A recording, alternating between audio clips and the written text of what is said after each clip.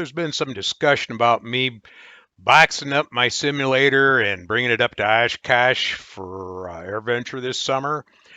And we've come across a trailer I think would work, and we're probably going to wind up taking and buying this here in the next few days.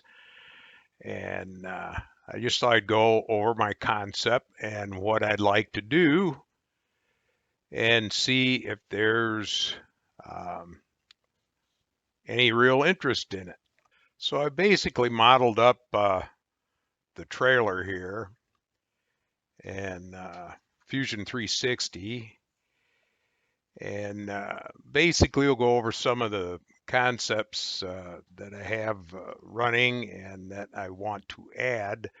Um, what you can see here is it's basically the same simulator that my previous videos are being made off of. You'll note that we actually have a pair of functioning G1000s in there, so it's glass cockpit. You also can bring your iPad in ForeFlight, and it will connect right into the X-Plane output, and it'll actually log your whole flight with your track log and everything.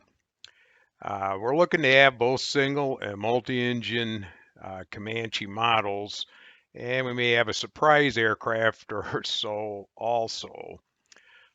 My airplane, I've got G5s in an Avidyne 540, and I may optionally, if I have time, I'll have that running also on this. We most likely will have Starlink and high-speed cell internet, possibly some online controllers, and I might even do some live streaming with it. And the whole thing will be climate controlled for everybody's comfort. And you can kind of see there's a walk-in door that'll be right here for students to come in, and they can sit right down at that point. There is an instructor station back here.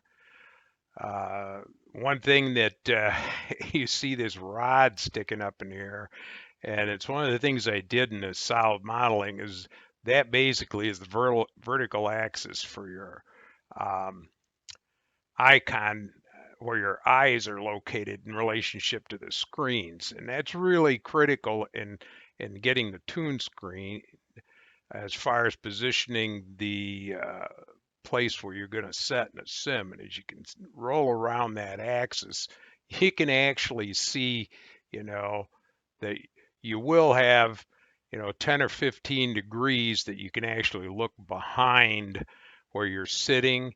And that's pretty nice in sims for doing pattern work and stuff. And a lot of sims, left-hand patterns, they'll just have more screens over here to the left. But that's basically how we set everything up in it. And the great thing, and I work in Fusion 360 practically every day with our other product lines, and it's really neat to be able to take them and model something up without having to take and spend a lot of effort in it initially. Physically, with just mounting stuff and seeing where they go and if they're in the right spot or the wrong spot. All these components are basically positioned off the current CAD system or sim that I have, and I probably put 150 hours on the sim that I've got. So could be a real exciting thing here. If it all comes to pass, it's going to be kind of a push for me, because it'll take every bit of 2 months to get all of this stuff ready and running um, as well as I would like it to run. The sim flies pretty good. If you've seen any of my other uh, videos off the sim, it's awesome. We can do low approaches. We can do things training wise that is just impossible to do in the airplane because you haven't got the weather, or it's impossible to do because it's just simply too dangerous. So when you take and come out of a session uh, in a sim, if you got a good instructor, it's going to sharpen you up a lot.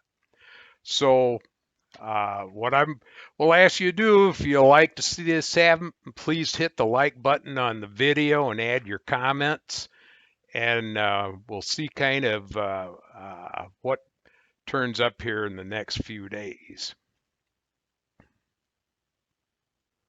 And I almost forgot to tell you that, yes, the sim is fully aerobatic.